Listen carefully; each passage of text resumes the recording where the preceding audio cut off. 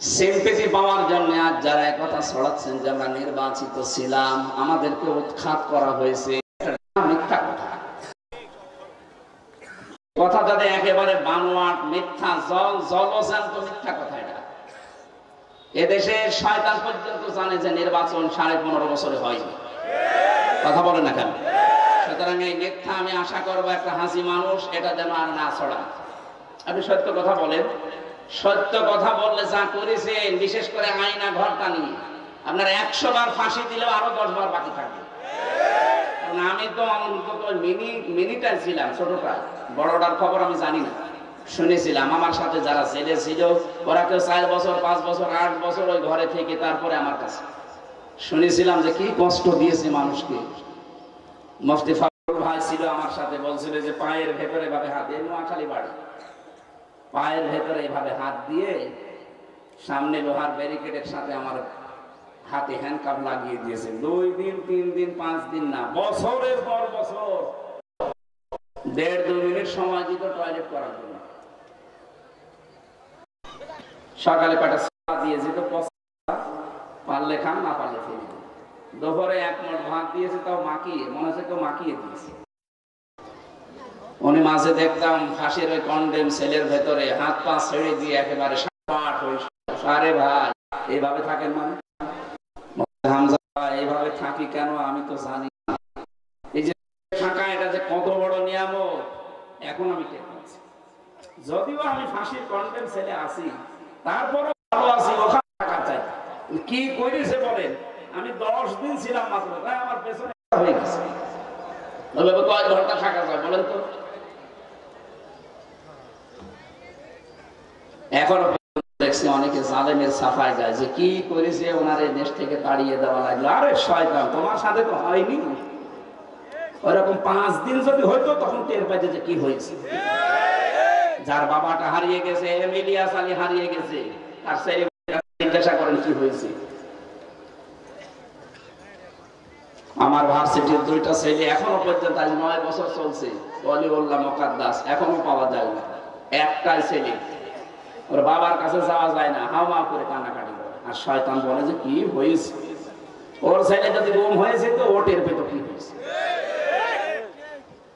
এটা না আপন ভেবেছিলাম, যা করেছে এটা আমার মনে হয় আপনি না, যতদিন আমাদের কাছে ক্ষমা না চাবে। কারণ অপরাধ যার কাছে স্বীকার করবেন তার কাছে এটা করে মাফ হয়। আপনি অপরাধ করলেন আমার কাছে, হবে বলেন? এই জন্য এই সিস্টেম পাল্টাবে। আপনি অপরাধ করেন একজনের কাছে, মাফ চান আর একজনের কাছে না। এখন থেকে এই 15.5 বছরে যারা অপরাধ করেছেন এই বাংলার মানুষের কাছে, তার কাছে করেছেন, তার কাছে আপনি যে অপরাধ স্বীকার করবেন যে ভাই আপনার জন্য, আপনি আমার কারণে এই 15.5 বছর ব্যবসা করতে পারেন না, কোন উপরে চেয়ারে উঠতে পারেন না। এই কথা বলছেন এখন। মিথ্যা মামলা দিয়েছেন আপনি আমার নামে, মিথ্যা সাক্ষী দিয়েছেন, মিথ্যা সাক্ষী দিয়েছেন, গম করেছেন, খুন করেছেন, আয়না ঘরে রেখে দিয়েছেন। আমি 14 বছরের মানুষের তালিকা জানি, 14 বছর পড়ে আছে, দুনিয়ায় কেউ জানে না। এই যে নখ হয়ে গেছে বড় বড়, ওরা এভাবে খুশিয়ে খুশিয়ে লিখে রাখতো দেওয়ালের সাথে, ছোট ছোট ভাঙা ভাঙা। এই নাম্বারটা কেউ যদি যেতে পারে জানাবেন যে আমি আছি। টের পাচ্ছেন কি হয়েছে? আর এখন মোবাইলে স্ট্যাটাস দেন যে কি হয়েছে, কি হয়েছে, তোর দাঁত কানের নিচে 2টা থাপ্পড় দেওয়া দরকার। জালেমের সাফাইটা এখনো পর্যন্ত।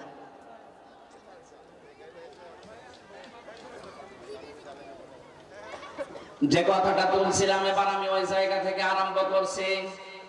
আল্লাহ পাক বলেন, নবী আপনি যদি আবু জেহেলকেও জিজ্ঞাসা করতেন যে আকাশ আর জমিন, চন্দ্র সূর্য কে বানিয়েছে, আবু জেহেল এমনিতে নরমালে বলে যে আল্লাহ বানিয়েছে না। লা ইলাহা লামে তাকিদ নুনে সাবিলা, ও গ্যারান্টি দিয়ে বলতো আল্লাহ বানিয়েছে। এই জামানায় যারা বলে যে আল্লাহ সব বানিয়েছে, ওই জামানায় আল্লাহ বানিয়েছে বলার পরে আল্লাহর আইন মানতো না, আল্লাহর আইন দিয়ে পরিবার না। এই জামানায় যারা বলেন আল্লাহ বানিয়েছে কিন্তু আল্লাহর আইন যারা পরিবার সমাজ রাষ্ট্রে চালাতে চান না, আপনি আর আবু জেহেল পারতো। আপনি আপনি বলতে পারেন আমি কুমিল্লা মসজিদের সভাপতি 14 গ্রামের। আরে ভাই 14 গ্রাম কে আছে? হ্যাঁ, কুমিল্লা 14 গ্রামে কিং সুফুয়া নাম যে কিয়ামতের আগে কিং সুফুয়া চিনবে না। আপনি এই মসজিদের সভাপতি হয়ে বগল বাজাচ্ছেন আর আজরাইল কাবারের সভাপতি ছিলেন। আপনি টের পাচ্ছেন কি? আপনি মনে করছেন আমি কুমিল্লা